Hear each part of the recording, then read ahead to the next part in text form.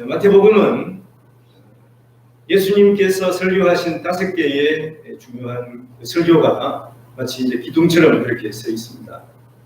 마태복음 5장에서 7장에 있는 산상수훈 말씀이 있고요.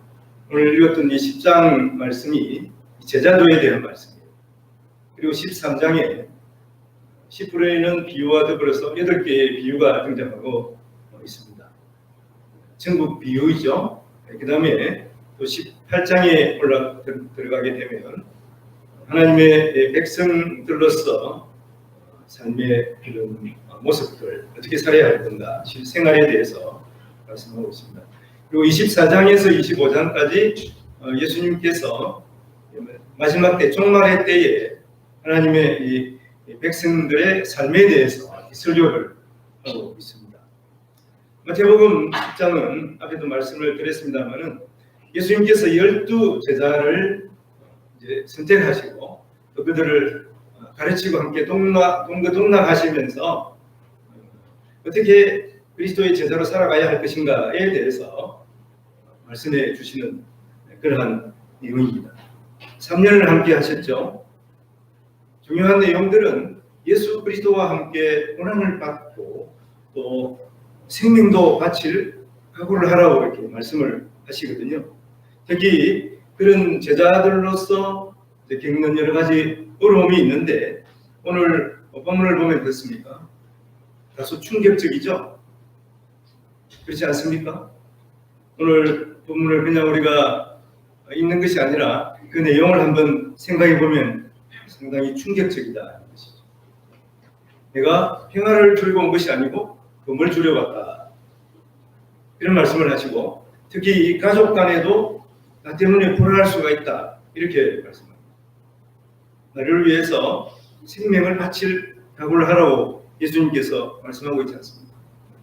이번 설을 보내시면서 어땠습니까? 가족 간에 또 친지 간에 혹시 조금 다투거나 불안한 그런 경우는 없었습니까? 사실 예수 믿는 것 때문에 예수 믿지 않는 그 형제나 또 부모와 이렇게 불안하는 경우, 오해를 사는 경우가 분명히 있는 것을 알 수가 있습니다.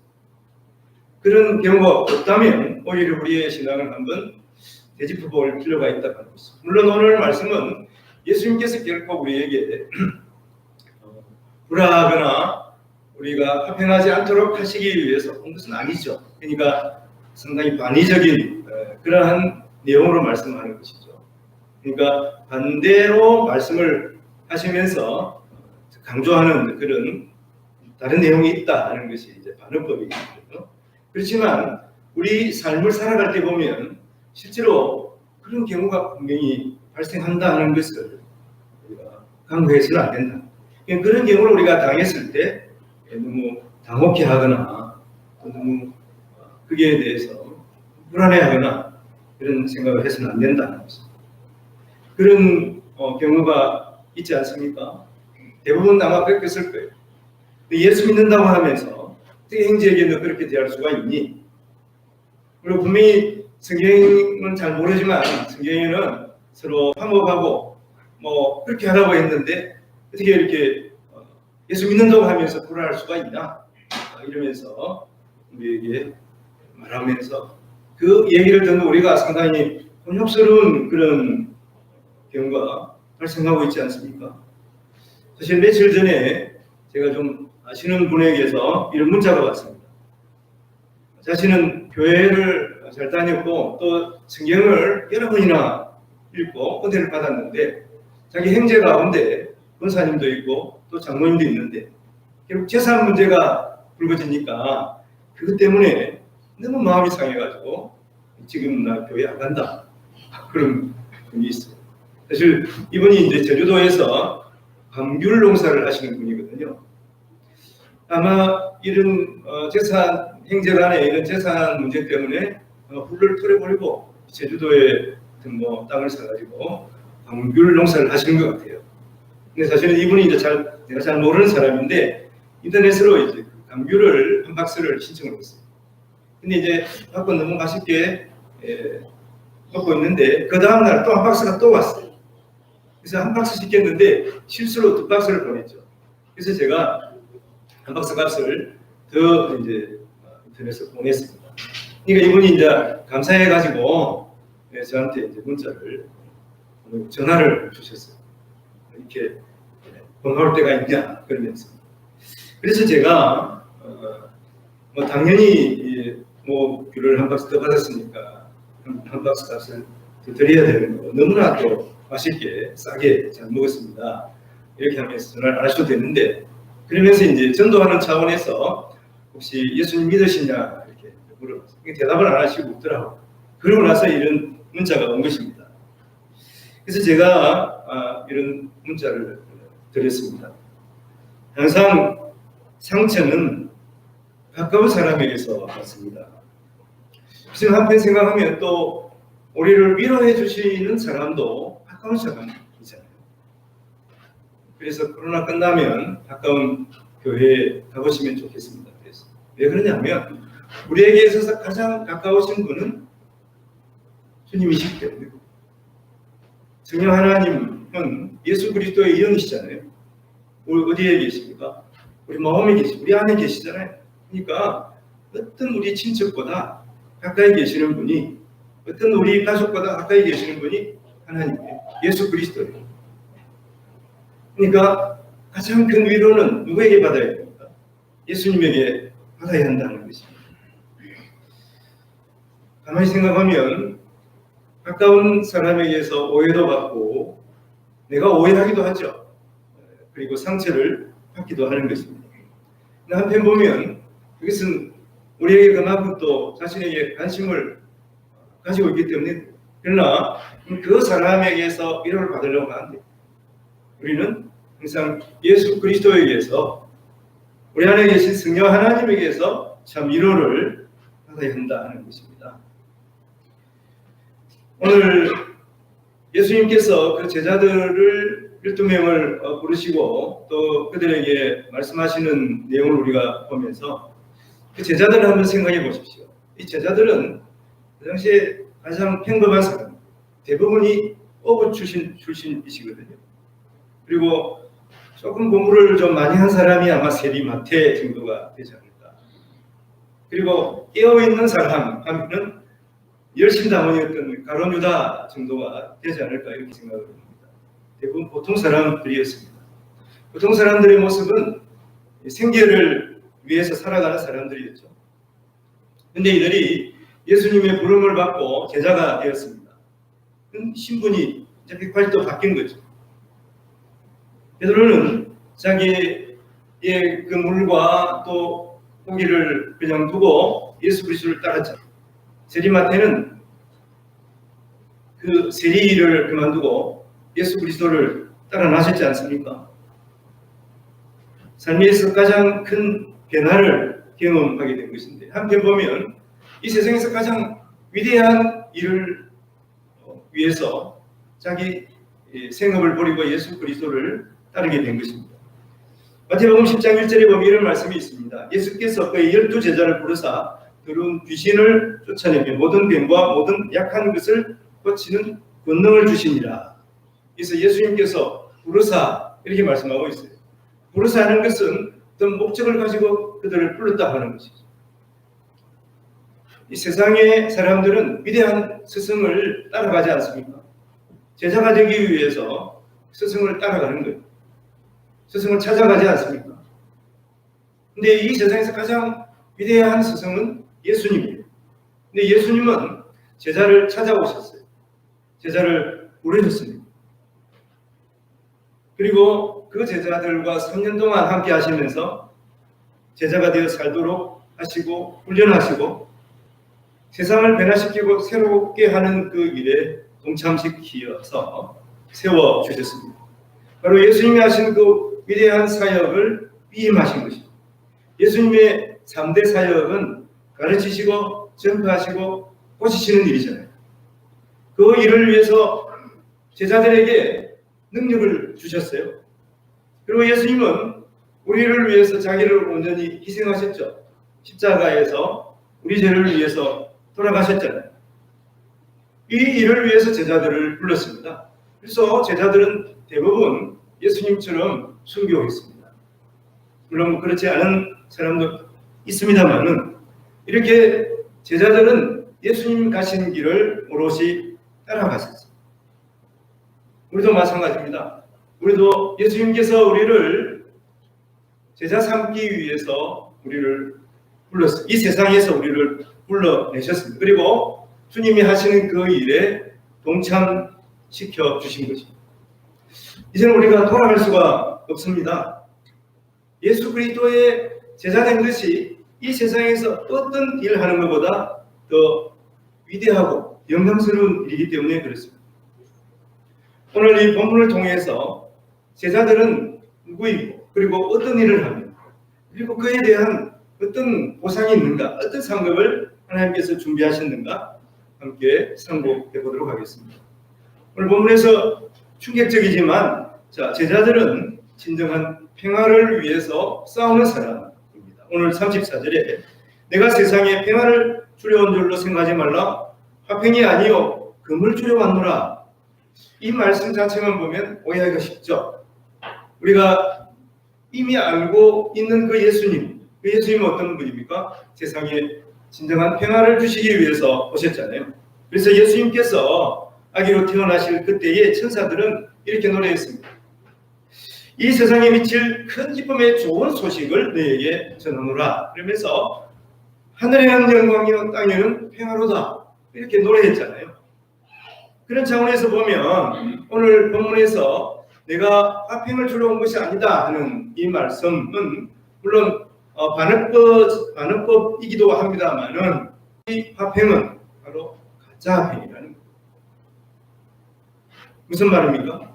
싸우지 않고 그냥 가장된 화평, 이것을 주로 예수님 오신 것이 아니에요. 그 당시에 예수님 당시에 온 세상을 지배하고 있는 로마는 팍스 로마는 힘으로 온 세상에 평화를 주겠다 이렇게 해서 황제가 온 세상 위에 백성 위에 식민지 그 백성들을 위해 군림했지 않습니까? 그래서 아무도 싸우지 못하게 한 거예요. 강력한 힘으로 눌러버린 거죠. 이런 평화가 무력으로 주는 그런 평화가 아니다는, 무력으로 아무 일도 하지 못하게 하는 그런 평화가 아닌 것을 말씀하고 있습니다. 그래서 겉으로 보기에 아무런 갈등이 없는 것 같은 그런 상태를 주님이 원하시는 것이 아니라는 것입니다. 그래 우리가 예를 든다면 일제 강점기 시대에 보면 우리의 믿음의 선배들은 일제의 그 신사 참배를 우상 숭배로 여기고 거부했습니다. 그래서 이 가짜 평화에 해요되지 않았죠. 그것 때문에 옥살이를 하고 생명까지도 버려야 하는 경우가 있었습니다만은 이러한 가짜 평화에 불복하지 아니하고 싸워서 신앙의 지조를 지켜왔습니다. 어떻게 보면 오늘날 이 믿음의 교회에 한국 교회의 뿌리가 된 것이 아닌가 우리가 이렇게 생각할 수 있지 않겠습니까? 일제가 요구하는 그러한 신사참배, 그것이 분명히 우상숭배인 줄 알면서도 가짜 평화를 위해서 그냥 우상숭배하고 이 신사에 전합을 했다면 한국 교회는 그 뿌리가 흔들렸을 것이고 무너지고 말았을 것입니다. 많은 사람이 아니지만 소수의 이러한 신앙의 뿌리가 똑바른 사람들이 그리고 믿음의 지조를 지키는 사람들이 어떻게 보면 한국 교회의 신앙을 지탱해왔다 이렇게 볼 수가 있는 것입니다. 오늘 그런 의미에서 예수님이 금을 주르고 오셨다 하는 이 의미는 세상에 정직하지 못한 일과 결코 타협하지 아니하고 불의한 것이면 싸워서 바르게 세워야 할 것을 말씀하는 거예요. 그런 의미에서 그 예를 드는 것이 이 가족 간의 그러한 사이에서 일어나는 이런 불화가 있을 수가 있다는 것입니다. 35절 36절에 내가 온 것은 사람이 그 아버지와 딸이 어머니와 며느리가 시어머니와 불화하게 하려 함이니 사람의 원수가 자기 집안 식구리라. 이 말씀은 결코 가족 간에 이 불화하고자 하는 이 성도들이 불화하고자 하는 그런 의미가 아닌 것입니다. 어머니를 그리고 자녀를 어머니 취급하지 말고 자녀 취급하지 말라 하는 의미가 아니다 하는 것이죠. 예수 믿는 것 때문에 가족 간에 불화한 일이 생길 수가 있습니다만은 그러나 그 상황 때문에 결코 내가 예수 믿는 것을 포기하거나 그렇게 해서는 안 된다. 그것은 포기하게 되는 것은 마귀 사탄이 원하는 그러한 짓입니다. 거짓된 평화를 구실 삼아서 예수님과의 관계를 훼손하게 하는 것은 이 사탄의 그러한 교모한 전략이기도 하다는 것입니다. 그러면 성도는 하나님이 원하시는 평화를 위해서 싸우는 것을 주저하지 말아야 합니다. 다음 혹시 가족 간에 불화하면서 그것을 당연하게 생각해서는 안 된다는 것이죠. 우리가 그 상황을 생각하면서 오늘 한 말씀을 한번 되짚어 볼 필요가 있습니다. 예수님께서는 오늘 말씀에서 특히 자기 십자가를 지고 예수 그리스도를 따르라고 말씀하는 것이죠. 그러니까 우리의 싸움은 이제 우리가 물리적으로 그리고 맞대응해서 싸우는 것이 아니고 우리의 싸움은 내 십자가를 지는 싸움이고 상대방에게 십자가를 지우는 싸움이 아니다. 그런 의미에서 우리의 싸움은 바로 예수 그리스도를 닮는 데 나아가는 이 일을 우리가 힘써 해야 하는 것을 오늘 말씀합니다.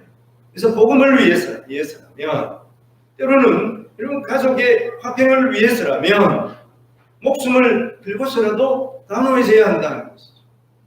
그러니까 우리의 싸움은 상대방이 해를 가하는 것이 아니라 자기 희생을 예수 그리스도처럼 하는 거예요. 예수 그리스도가 우리를 위해서 십자가를 지신 같이 우리도 십자가를 지는 각오로 가족을 사랑하고 또 가족을 구원하기 위해서 우리가 애를 써야 한다는 것을 말씀합니다. 그래서 제자로서 자기 십자가를 지라고 예수님은 말씀하고 계시는 것입니다. 오늘 37절 39절에 보면 아버지나 어머니를 나보다 더 사랑하는 자는 내게 합당하지 아니하고 아들이나 딸을 나보다 더 사랑하는 자도 내게 합당하지 아니하며 또 자기 십자가를 지고 나를 따르지 않는 자도 내게 합당하지 아니하니라. 자기 목숨을 얻는 자는 잃을 것이요 나를 위하여 자기 목숨을 잃는 자는 얻으리라. 오늘 말씀에서 누구를 나보다 더 사랑하는 것은 제자로서 합당하지 않다고 말씀합니다. 이 시간 한번 생각을 해보십시오. 예수님보다 더 사랑하는 사람이 있습니까? 예수님보다 더 사랑하는 존재가 있습니까? 그러면 주님의 제자로 합당하지 않다고 하는 말씀에 이 말씀을 우리가 들으면서 충격을 받아야 하는 거예요. 우리가 얼마나 예수님보다 더 사랑하는 그런 존재가 많았습니까? 아니라고 하지만 우리의 삶에서 한번 생각해 보십시오. 그러니까 우리는 예수 그리스도의 제자로서 합당하지 못하게 살아온 거예요. 예수님 믿는다고 하면서 우리가 예수님 제자된 모습으로는 살지 못했다고 고백할 수가 있다는 것입니다. 그래서 이 가족 간의 요구보다 우선순위가 예수 그리스도의 요구예요. 말씀의 요구를 하는 것입니다. 그래서 우리는 먼저 주님의 요구에 먼저 우리의 마음을 쏟아야 하는 거예요. 가족을 사랑하십니까? 그러나 주님을 더 사랑하면 지금보다 훨씬 가족을 더 사랑할 수가 있습니다. 가족을 위해서 희생한다고 생각하십니까? 교회를 위해서 자기가 희생한다고 생각하십니까? 그러나 주님을 더 사랑하고 있습니다.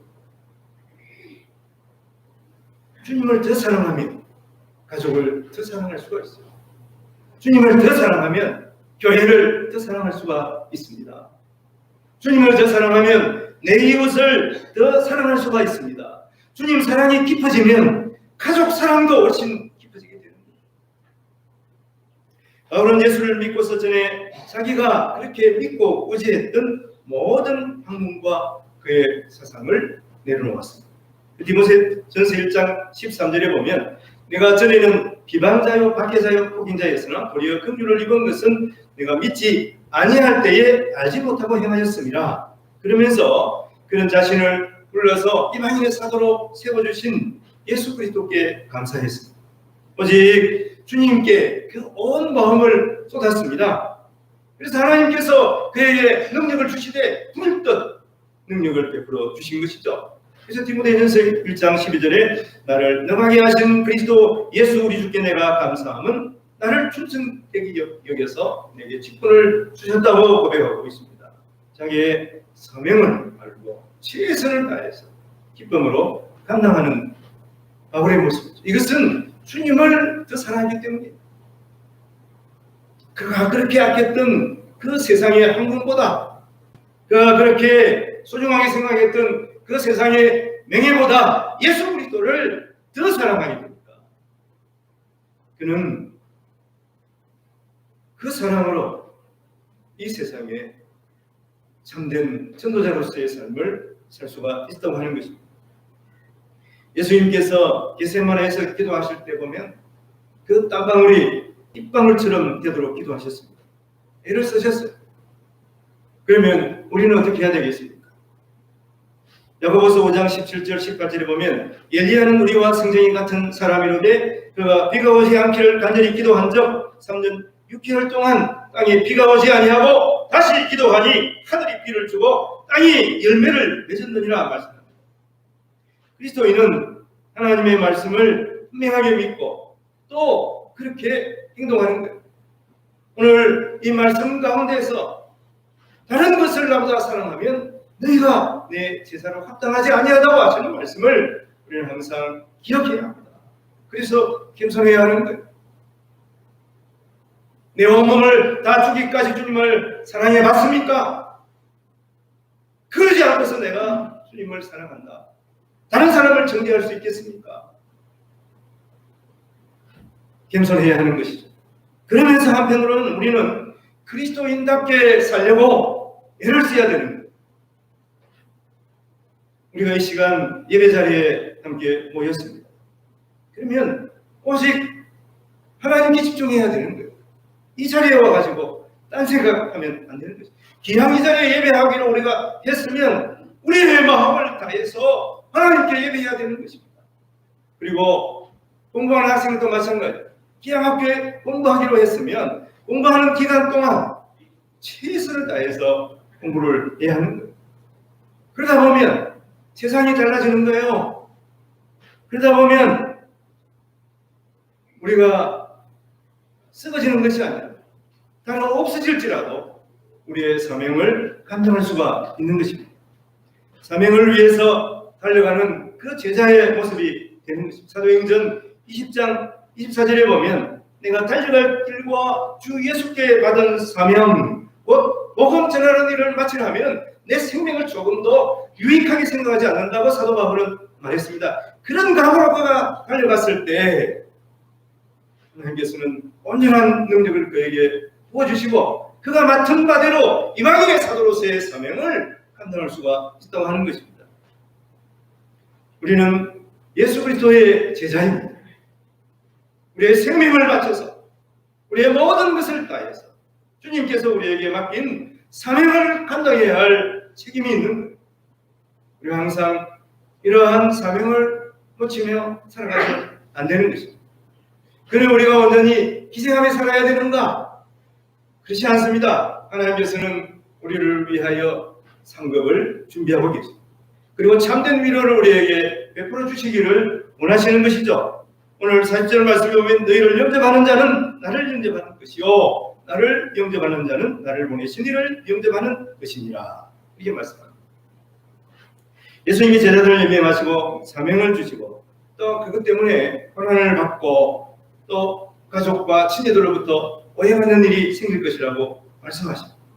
근데 결론적으로 하시는 말씀이 다 갚아주시겠다. 주님이 다 알고 계신다.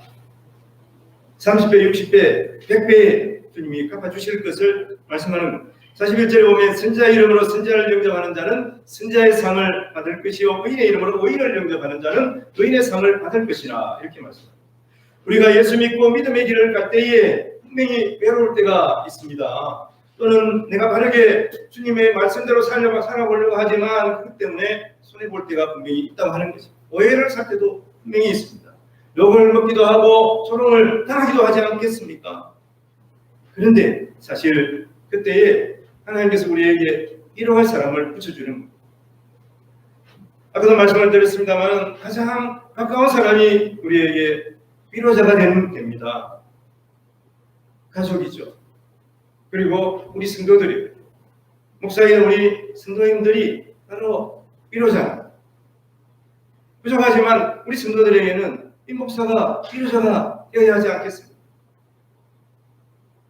그리고 우리에게 가장 큰 위로자는 성령 하나님이시라고 말씀을 분명하게 드렸습니다.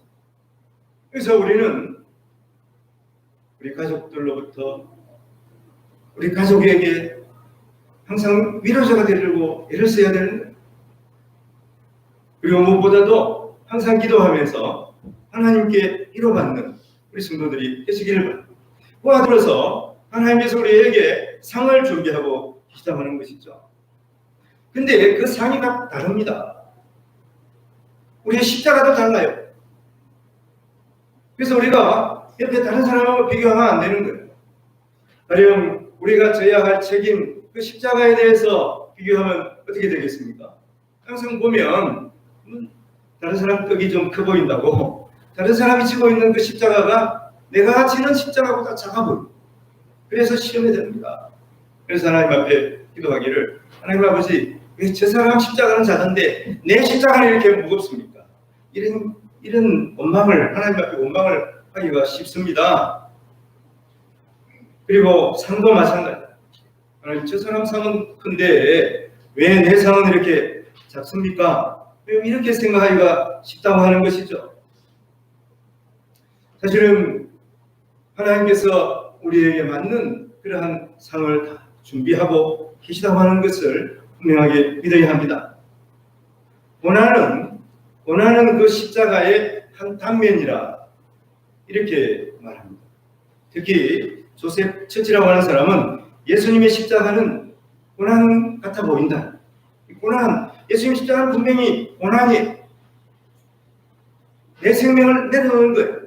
그렇지만 한편으로 보면 이 십자가는 열정입니다. 이 십자가는 구원입니다. 이 십자가는 성김입니다. 이 십자가는 영생입니다. 이 십자가는 부활을 말씀하고 있는 거예요.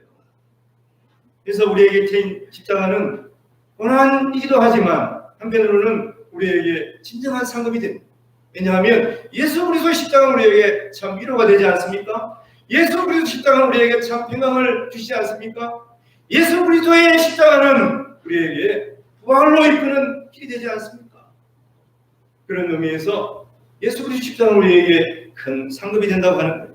오늘 42절 말씀에 또 누구든지 제자 이름으로 이 작은 자 중 하나에게 냉수한 그릇이라도 주는 자는 내가 진실로 너에게 이르노니 그 사람이 결단코 상을 잃지 아니하리라. 하나님께서는 우리의 일거수일투족을 다 알고 계세요. 그래서 우리가 베푼 그 상은 분명히 기억하시고 작은 자에게 냉수 한 사발 이렇게 대접한 것까지도 기억하시고 하나님께서 갚으시겠다는 말씀이에요. 한편으로 여러분, 냉수는 누구라도 아무리 내가 가난해도 아무리 내가 가진 것이 없어도 대접할 수가 있잖아요.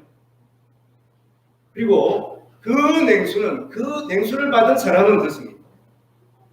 아무것도 아닌 냉수 같지만 때에 따라서는 이런 상하의 길을 가는데 목이 말라서 지금 죽기 일보 직전의 사람에게는 냉수 한 그릇은 생명과도 같은 것이지 않습니까? 이렇게 귀한 것일 수도 있다고 하는 것이죠. 그래서 우리가 대접하려고 하면, 베풀려고 하면 얼마든지 베풀 수가 있는 거예요. 작은 것이지만 그것이 그 사람에게 생명을 주는 것일 수 있다 하는 것입니다. 그래서 우리는 항상 대접하고 베풀기를 잊지 말아야 합니다. 그런 의미에서 또 우리가 보면 우리가 웃으면서 건네는 인사 한마디, 이것은 냉수 한 사발보다 작을 수가 있습니다. 그러나 이것이 그 인사를 받는 그 사람에게는 때로 큰 위로가 되고 활력이 되기도 하는 거예요. 따뜻한 그 인사 한마디에 감동을 받기도 합니다. 그런 마음으로 우리가 올려주고 또 격려하고 그리고 감사하다고 만 세워주는 그런 우리 성도들이 되어야 하지 않겠습니까? 한편으로 보면 함부로 판단하고 이 중재하는 그 한마디는 칼이 되기도 하고 그 사람에게 주가 되기도 하는, 해부를 찌르기도 하는 것을 잊지 말아야 하는, 말 한마디 우리가 조심해야 하는 것을 분명하게 오늘 본문에서 예수님께서 제자된 우리에게 말씀해 주고 계시는 것입니다. 갈라디아서 6장 9절에 10절에 보면 우리가 선을 행하되 낙심하지 말지니 포기하지 아니하면 때가 이름에 거두리라. 그러므로 우리는 기회 있는 대로 모든 이에게 착한 일을 하되 더욱 믿음의 가정들에게 할지니라. 이렇게 말씀하고 있습니다. 믿음의 성도들에게 위로와 격려와 사랑을 베푸는 우리 모두가 되기를 원합니다. 주님의 위로로 위로하시는 성도들이 되어야 하겠습니다. 이 일을 위해서 우리를 주님께서 준비해 주신 것입니다. 그래서 항상 사랑합니다, 위로합니다, 격려하는 우리 성도들이 되시기를 바라고 주님을 대신해서 위로자로 살아가는 저희들이 되기를 바랍니다. 우리 모두는 주님이 불러서 이 자리에 왔습니다. 그리고 제자로 부름을 받았습니다. 진정한 평화를 위해서 싸우는 자들, 그 평화는 우리가 상대방에게 그 십자가를 지우는 것이 아니라 내가 그 사람의 십자가를 지고 내가 희생하며 나가는 것이, 이것이 우리의 싸움입니다. 그럴 때 주님은 기뻐하시면서 우리에게 세상에서 받을 수 없는 엄청난 상급을 준비해 주십니다. 그 상급이 무엇입니까? 그 상급이 예수 그리스도의 가족이 되는 거예요. 이것보다 더 큰 상급이 어디에 있습니까? 저번 주에 제가 엘리자베스 쇼핑에 대해서 말씀을 드렸습니다. 32세 처녀의 몸으로 독일계 미국인인데 우리나라 강주에 와가지고 거기에서 자기의 모든 것을 나눴습니다. 간혹 협회를 또 세우기도 하고 일학교를 세우기도 했습니다. 22년 동안 엄청난 일을 했어요. 그러나 그가 54세로 죽을 때 남긴 것은 이 수저 하나와 흐름한 담요 하나였다고 합니다. 모든 것을 주고 떠난 것입니다. 그리고 14명의 한센병 환자를 아들로, 자녀로 삼았습니다. 수많은 사람이 그의 죽음을 슬퍼하며 어머니라고 부르면서 그의 상녀 뒤를 따랐습니다. 그의 이름은 푸른 눈의 조선 어머니였습니다. 수많은 사람의 어머니가 된 것이죠. 수많은 사람을 가족으로 삼은 것입니다. 예수님은 오늘 본문을 이어서 이 말씀 이후에 마태복음 12장에서 자신을 찾아온 가족들 앞에서 제자들을 가리키면서 이렇게 말씀합니다. 마태복음 12장 48절에서 50절에 보면 말하던 사람에게 대답하여 이르시되 누가 내 어머니이며 내 동생들이냐 하시고 손을 내밀어 제자들을 가리켜 이르시되 나의 어머니와 나의 동생들을 보라. 누구든지 하늘에 계신 내 아버지의 뜻대로 하는 자, 내 형제요, 내 자매요, 내 어머니입니다. 우리는 예수 그리스도의 뜻대로 살아가는 사람들, 이제는 예수 그리스도의 가족이 되었습니다. 가장 영광스러운 지위는 예수 그리스도의 가족이 되는 것이지 않겠습니까?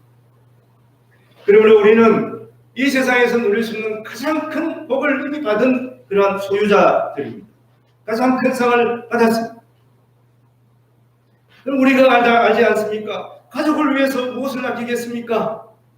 예수님이 우리를 가족 삼으셨다면, 하나님이 우리를 가족 삼으셨다면 우리를 위해서 하나님이 아끼시는 것이 무엇입니까? 그 아들을 우리를 위해서 주시기까지 하십니까? 하나님께서 우리에게 모든 것을 주시지 않겠습니까? 우리는 이 상급을 받았습니다. 하나님의 가족으로 우리를 불러주신 것입니다. 그리고 위대한 하나님의 일을 감당하기 위해서 우리를 제자로 불러주신 것입니다. 참 평화를 이 땅에 전하는 자로, 또 참 위로자로서 하나님 앞에 영광을 돌리며 하나님을 기쁘시게 하는 그러한 성도로서 살아가는 우리 모든 성도들의 남은 삶이 되시기를 주님의 이름으로 축원을 드립니다. 기도하겠습니다.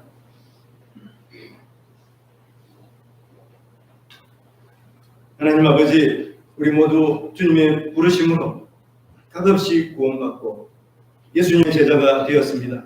부르심에 합당하게 살아가게 하옵소서. 거짓된 평화에 속지 않게 하시고 진리를 위해 싸우며 우리의 몸이 타를 때까지 충성하고 세상의 인정을 받는 자가 아니라 하나님의 인정을 받고 하나님께서 우리에게 베푸시는 위로와 상급을 기뻐하며 살아가는 우리 모든 성도들 되게 하여 주옵소서. 감사하고 우리를 주에서 원하신 우리 구주 예수님 이름으로 기도합니다. 아멘.